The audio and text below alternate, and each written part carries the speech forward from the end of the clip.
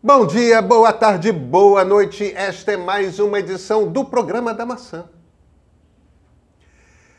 Pedro e Cora, como você sabe, toda terça-feira, toda quinta-feira no YouTube do Meio, na sua plataforma favorita de podcast. Eu sou Pedro Doria, ao meu lado está minha querida amiga Cora Rona. E Cora, Programa da Maçã? Aquela coisa chamada Apple. Aquela coisa chamada Apple. E se acontecer de a primeira assistente virtual, daquelas com que a gente fala, a ter inteligência artificial de verdade, for a pior delas? E se for a Siri, hein? Vem.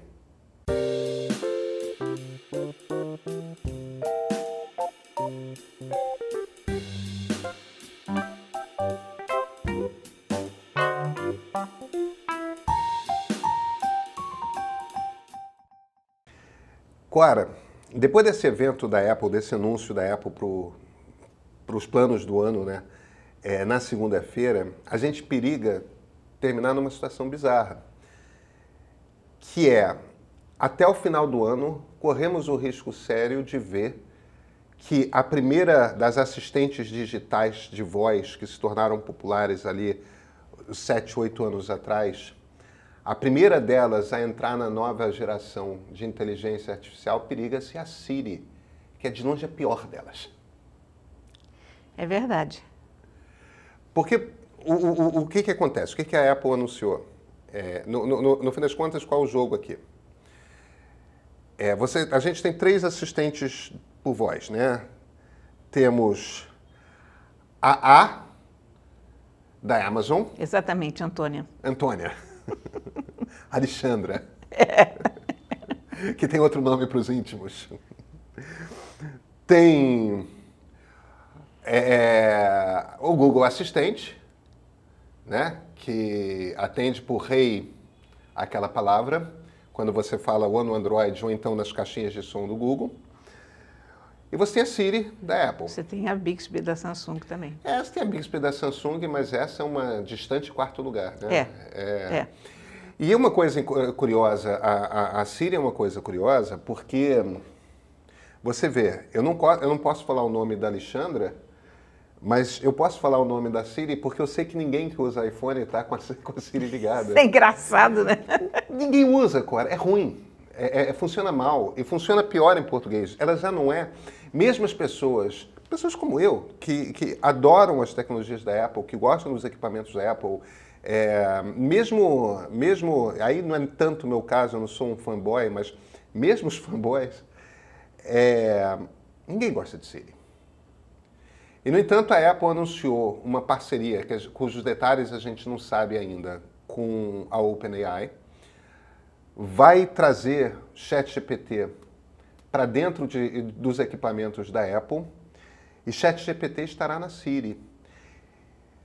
Se acontecer de eles integrarem Siri e ChatGPT com o potencial que o ChatGPT já demonstrou em demonstração, a primeira assistente de voz que vai ser conversadora, que vai bater papo com a gente, que vai responder às perguntas feitas, não importa com que palavras, que a gente não precisa ficar decorando comandos direitinho e não pode, e tem que falar com cuidado para que ela...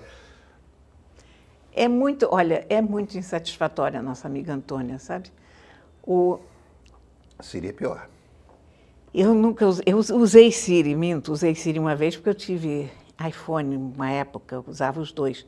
Mas eu acho que, considerando que estamos no ano de 2024 e que a inteligência artificial já estreou, essa semana eu me irritei tanto porque eu queria descobrir em que país do mundo era meia-noite naquele momento em que eu estava. Era uma coisa simples, não é uma... É o tipo da coisa que a inteligência artificial responde muito bem.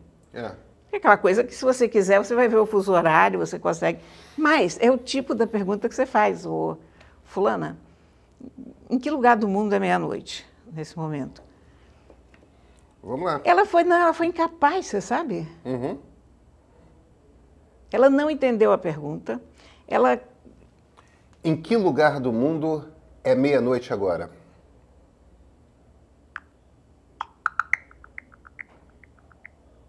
Right now, it is midnight in several places around the world. For example, in cities like Addis Ababa, Ethiopia, Amman, Jordan, Riyadh, Saudi Arabia. E por aí vai. Não sei por que ela decidiu responder em inglês. Mas tá Isso é o ótimo, ChatGPT. Isso é o ChatGPT. Ah, isso foi o chat, é. Isso foi o ChatGPT, isso não foi Siri. Ah, bom, eu já estava dizendo por que ele está se queixando da Siri, porque foi exatamente a resposta. Não. É só pois mostrando. Então, é isso que a gente precisa. E é tão simples, né? Mas ela não consegue. Ela diz, encontrei no não sei aonde um artigo sobre uma coisa completamente fora de... O ponto é que, pouco antes da pandemia, muitos de nós nos encantamos com essas caixas de som. Eu sei que a sua se chama Antônia, a minha se chama Alexandre. Eu gosto dela. Mas, com o passar do tempo, virou uma coisa de... Tem 4 comandos que eu uso. Eu programo alarmes, timers, né? Timers é o programa. Eu programo despertador. Eu controlo luzes e ar-condicionado. E... É essencialmente o que eu faço. E é isso. E, às vezes, mando ela tocar uma música para mim. E não pode ser música clássica, porque música clássica ela não sabe tocar. E eu mando tocar música também. Mas é isso, Cora, porque... Ela teria outras utilidades, mas o problema é que, como você precisa decorar aquela coisa direitinho, aquele conjunto de palavras naquela ordem, tem uma hora que... Lista de compras eu nunca consegui fazer. Você consegue, em tese. Às vezes funciona. Mas não, nem sempre. Então, o que, sobretudo, eu acho que aconteceu com essa explosão da inteligência artificial é que a gente descobriu como as ferramentas não inteligentes são burras. É isso. A gente descobriu muito rápido o imenso potencial que existe na área. E quem não correr vai ficar muito para trás. E aí o que acontece é, a não ser que o Google ou Amazon se posicionem rápido, a Apple já está na reta para, até o final do ano, botar nos iPhones, nos iPads e nos computadores Macintosh uma Siri inteligente com potencial de ChatGPT. E aí, do que a gente está falando aqui? A gente não está falando de todos os iPhones, a gente está falando apenas dos iPhones 15. Vamos começar com os iPhones 15. Por causa do processador, né? Por causa do processador. Vão começar com os iPads M1 ou superior e vão começar com os Macs M1 ou superior. Porque aí entra uma segunda característica que é... Todo mundo estava querendo saber como que a Apple ia resolver o problema da inteligência artificial. Porque inteligência artificial hoje a gente processa na nuvem. E a Apple tem, historicamente, uma campanha, até para se contrastar com o Google e com o Meta, a Apple tem uma coisa de, não, nós cuidamos da sua privacidade. Você paga, de fato, um preço maior pelo nosso equipamento, mas quando você usa um iPhone, os dados que estão no seu celular, que a Apple tem acesso, ninguém toca nesses dados, nem nós mesmos tocamos nesses dados. Esses dados não são usados para virar propaganda, esses dados não são usados para treinar nenhum tipo de modelo, esses dados não são revendidos. Quando Android é mais barato, Android, na verdade, é gratuito, é porque os dados são usados numa máquina, principalmente numa máquina de propaganda. Assim como a Meta, né? Facebook, WhatsApp, Instagram, tudo isso trabalha essencialmente usando dados para revender esses dados, para compreender como que as pessoas se comportam. A Apple não faz isso. Só que para você rodar inteligência artificial, você precisa jogar para a nuvem. E quando você joga para a nuvem, você já mandou para um lugar que é fora do seu aparelho e você não sabe o que o troço vai ser feito. Então, o que a Apple está dizendo que vai ser?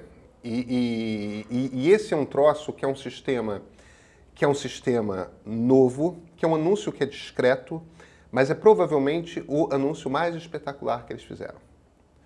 Porque eles desenvolveram uma tecnologia, que é uma tecnologia que tem algumas características. A primeira é a seguinte: você pega o celular e vai usar a inteligência artificial no celular, o celular imediatamente ele toma uma decisão se ele é capaz de processar aquilo dentro dele ou se ele precisa mandar para a nuvem. Se ele puder processar dentro dele, e a Apple diz que muita coisa vai ser processada ou no celular, ou no iPad, ou no computador, se ele pode processar dentro dele, ele vai fazer o processamento aqui. Isso quer dizer, inclusive, um gasto muito menor de energia. Sim. Para o mundo. A coisa fica mais verde.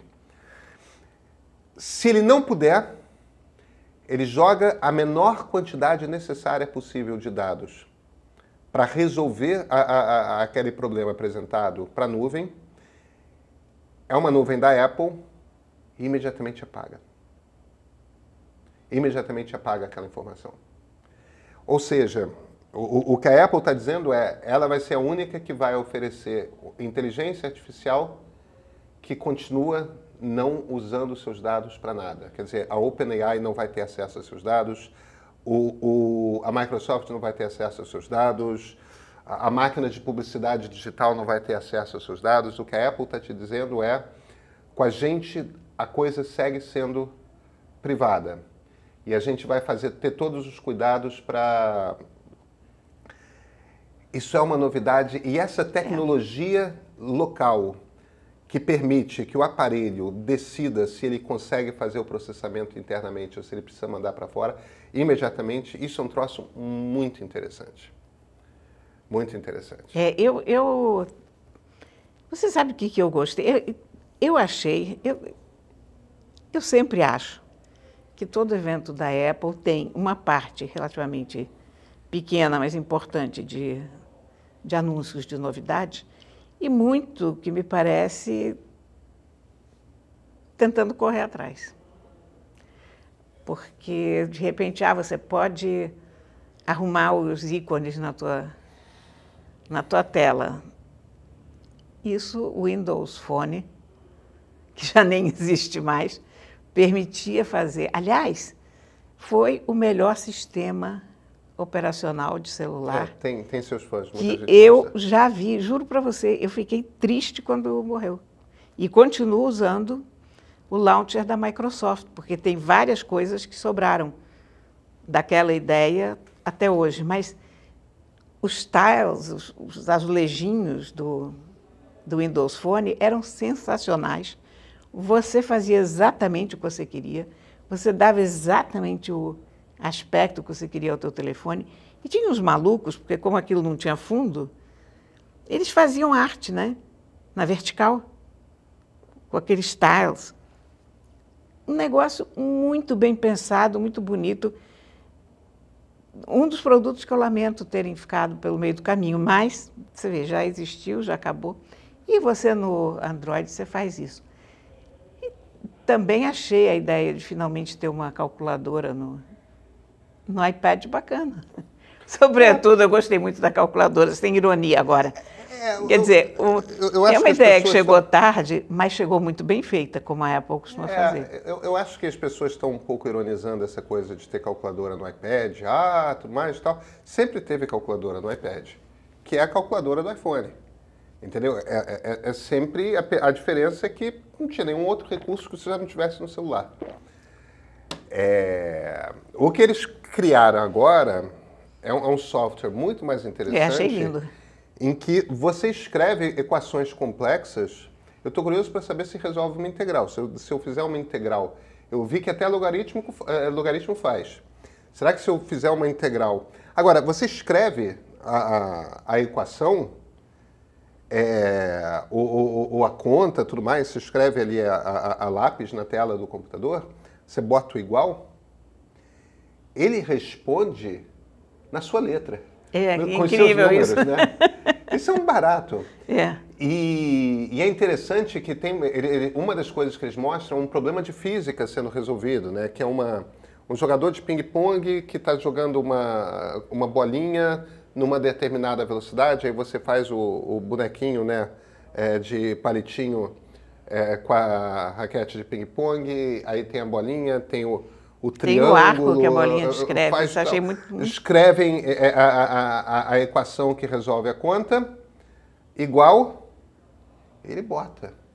E se você muda uma das variáveis ali no desenho, tipo, muda a velocidade, sensacional. Ele refaz a conta e tal, quer dizer, muito sofisticado. Olha, a Apple é muito elegante, né? As coisas, quando a Apple dá um trato, quando ela pega, resultam mais bonitas de verdade. Mas Isso eu acho...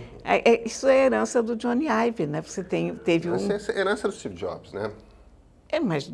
Johnny Ive existe por causa do Steve Jobs. Também. O Johnny Ive já estava na Apple quando o Steve Jobs chegou e era um dos designers lá. Aí quando o Steve Jobs chega lá, olha para o departamento, fala com um bando de gente, pega um cara, pinça e de repente é o seu comando... É o Johnny Ive. Não é o Johnny Ive, é o Steve Jobs. De qualquer maneira, é o melhor design da área. Isso, ponto. A gente não pode discutir contra isso, né? Mas eu acho... eu estava com outros amigos meus tendo uma conversa sobre isso e alguém se virou e falou, o Google é uma empresa de tecnologia e a Apple é uma empresa de design.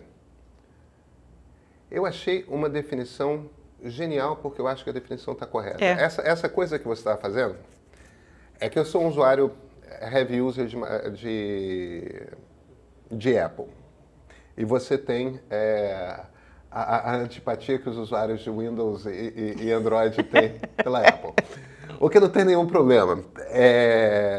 Faz parte do nosso charme. Mas essa afirmação... eu tenho sempre a sensação, quando eu estou vendo um anúncio da Apple, de que metade, mais da metade, eles só estão anunciando coisas que já existiam. É porque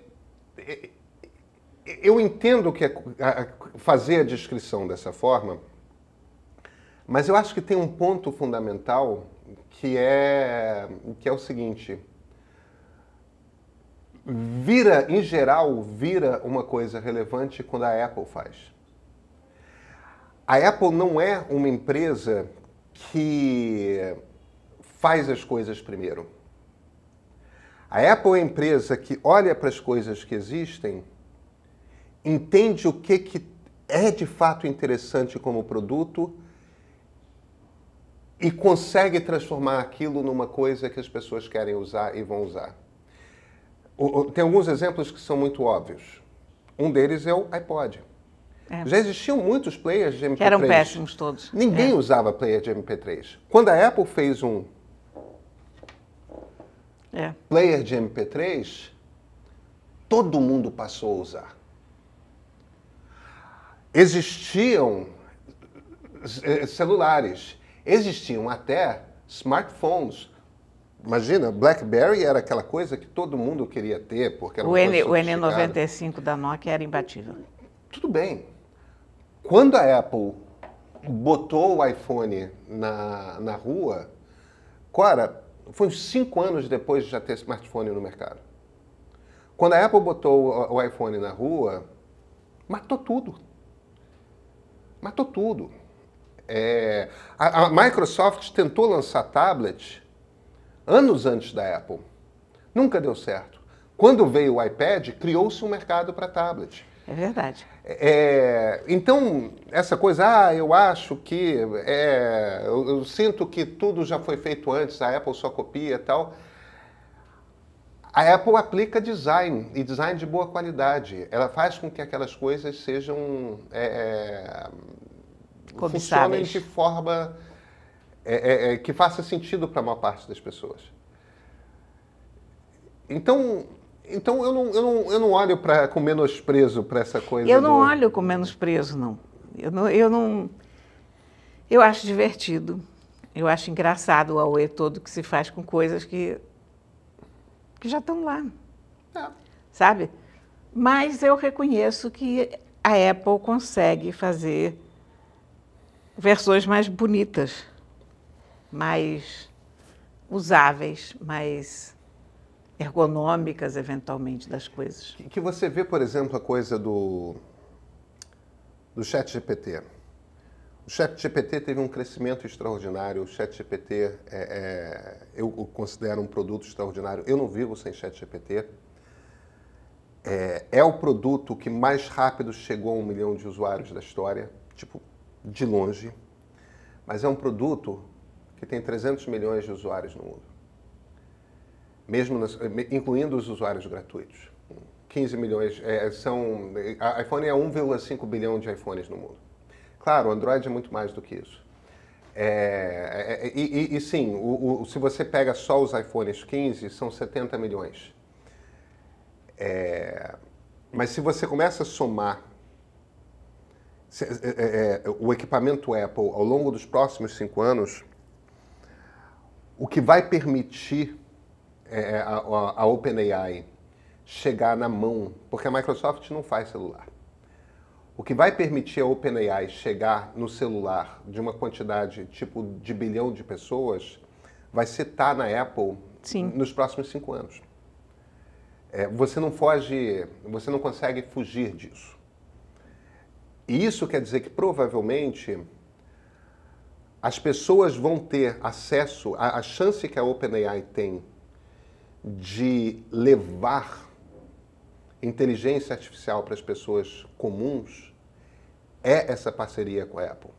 Mas não se esqueça que a Samsung tem inteligência artificial nos seus telefones desse ano e a Pixel também. Não, sim, mas veja... Depende da implementação. Isso é uma coisa recente. Eu não estou falando de haver inteligência artificial. O Google tem o Gemini, que é a grande concorrente do GPT, e Gemini vai começar a aparecer cada vez mais em celulares Android. Independentemente da Samsung ter sua própria, embora boa parte do que a Samsung use já é a implementação do Gemini, é claro que pessoas terão acesso no Android também à inteligência artificial, só que vai ser a do Google. Para OpenAI, está na mão das pessoas. O OpenAI é melhor. Ou só faz essa parceria com a Apple ou perde.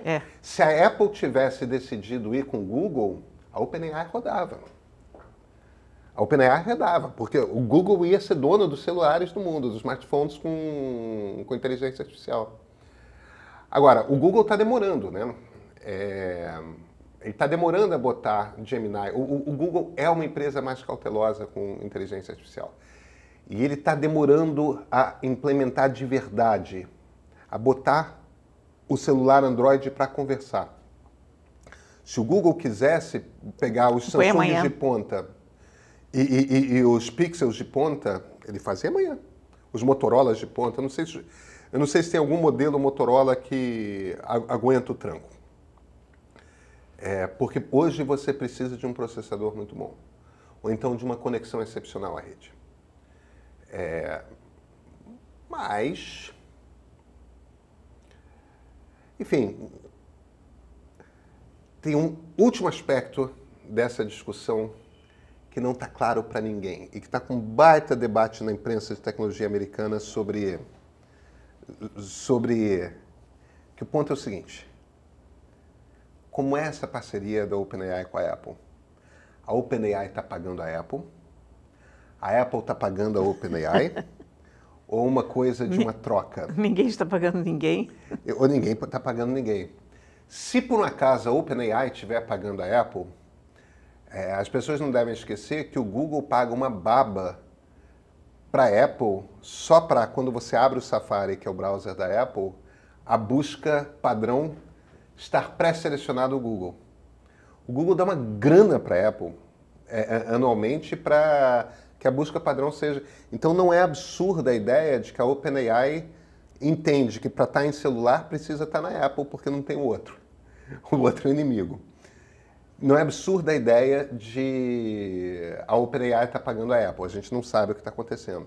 A gente sabe que sempre que se você usar o ChatGPT de dentro de um aparelho da Apple, vai ser gratuito, você vai usar o melhor ChatGPT e você não vai pagar um centavo. Agora, o ponto interessante é o seguinte: se por acaso a OpenAI estiver dando uma grana para a Apple, Isso quer dizer que a Microsoft está dando uma grana para a Apple. Porque o dinheiro da OpenAI não é da OpenAI. É verdade, é verdade. Então isso quer dizer que a Microsoft está pagando a Apple para levar o produto dela para todo mundo. Gente, o que pode ser, mas isso ainda vai aumentar o valor de mercado da Microsoft. Mas também o da Apple. Enquanto isso, a NVIDIA está levando todas no rodo. Na verdade, a NVIDIA, hoje que a gente está gravando, quarta-feira, esse programa de quinta, hoje, a NVIDIA está em terceiro, a Apple está na frente. Está em terceiro? Tá. Então repercutiu bem o evento da Apple.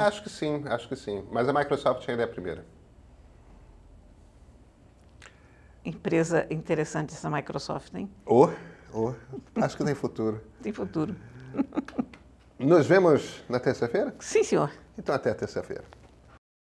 Domingo, dia 16 de junho, às 18h15, estreia o programa Diálogos com a Inteligência, onde eu vou conversar com o Roberto Castelo Branco, ex-presidente da Petrobras, que vai falar sobre os caminhos e os descaminhos da gigante estatal petrolífera.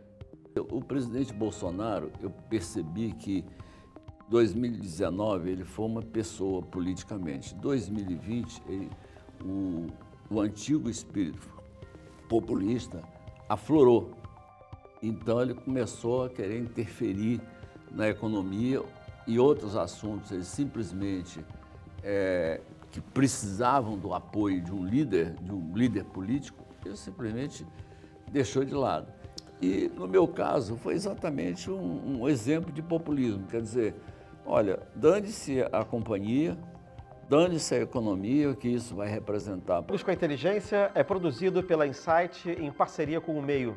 Semanalmente iremos ter convidados renomados para falar de política, ciências sociais, economia, história, filosofia, arte, cultura, tá faltando dedo, sempre com um olhar não convencional. Clique no link na descrição e prepare-se para a estreia.